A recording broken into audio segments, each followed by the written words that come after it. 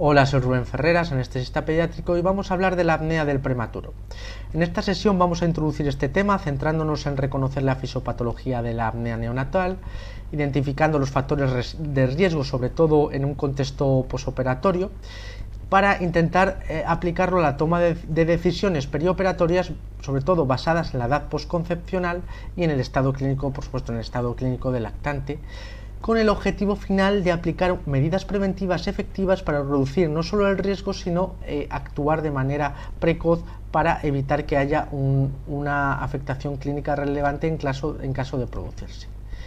Así que dejo esta pregunta clínica. Tenemos un lactante de menos de 60 semanas postconcepcionales que ha nacido de forma prematura y que está sin ninguna clínica en el posoperatorio de una reparación de una hernia.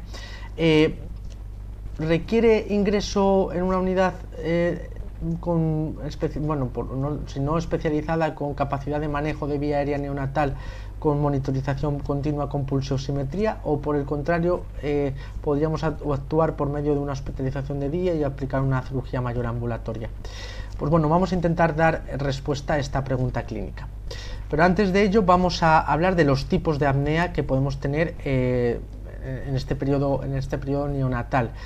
Tenemos la obstructiva, que todos conocéis, pero también está la central, que es en la que vamos a hacer hincapié sobre todo en esta sesión, debido a la inmadurez del centro respiratorio frecuente, sobre todo en prematuros, por lo cual debemos anticipar que ante la anestesia de un neonato, sobre todo prematuro, podemos tener este factor de riesgos en el posoperatorio. La apnea mixta sería una combinación de ambos factores, que sería en realidad la causa realmente más frecuente de apnea en este rango de edad. Y debemos diferenciar, los pongo abajo, de una respiración periódica que puede ser normal.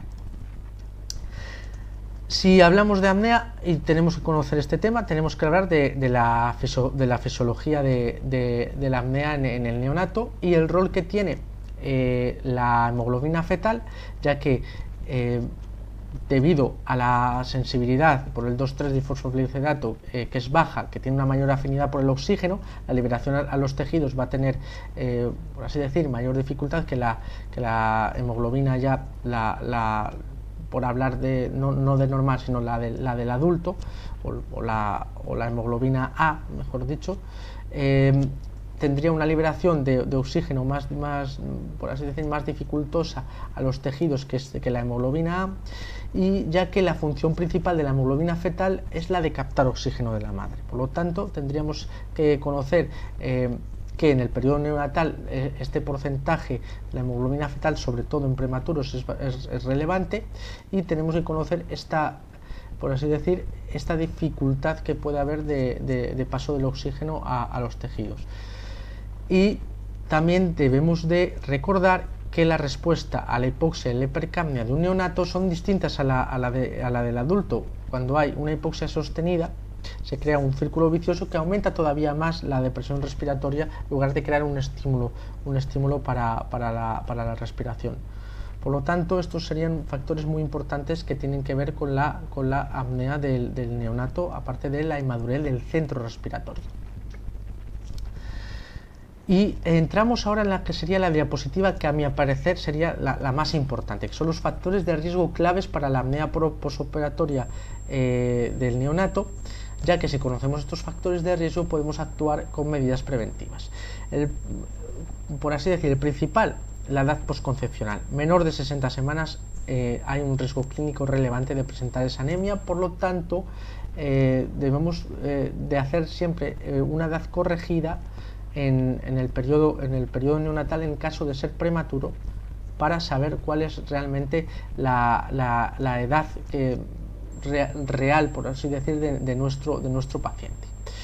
Como otros factores, la anemia sobre todo con un hematocrito menor del 30%, se ha demostrado que afecta negativamente al neonato, con la aparición de apneas en el posoperatorio.